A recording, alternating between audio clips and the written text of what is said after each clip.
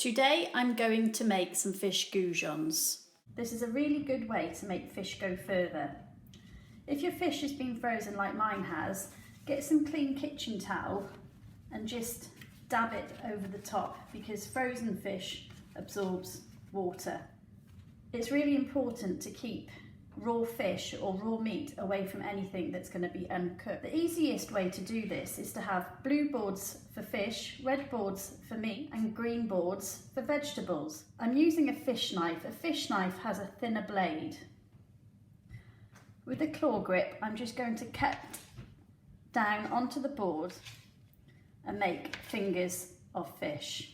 It's really important that all of your strips of fish are cut to the same size so that they cook at the same rate in the oven.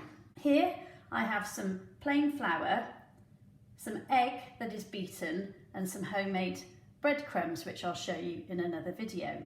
It's good practice to have one wet hand and one dry hand. So the process that I'm going to do now is called enrobing. I'm going to take my fish and coat it first in flour, then egg, then breadcrumbs. It's good practice to have one dry hand and one wet hand, otherwise you'll end up with all the coating on your hand. Roughly coat the fingers of fish, shake off any excess. With your dry hand, place it into the egg.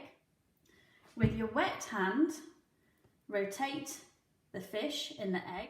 Lift it with your wet hand, drop into the breadcrumbs with your dry hand, rotate. Just gently place them onto a baking tray, preferably with some parchment underneath. I'll repeat the process once more. Wet fish into flour, lift with your dry hand, rotate with your wet hand in the egg, lift, let the excess drip off, place in the breadcrumbs, rotate with your dry hand.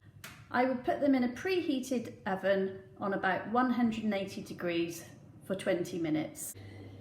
It can be quite messy making fish goujons. It's really important that you clean up thoroughly after using fish, as it is really high risk and could give you food poisoning. Any leftover flour, egg and breadcrumbs need to be disposed of. It's important to wash everything thoroughly and your hands so that you do not cross-contaminate any further food.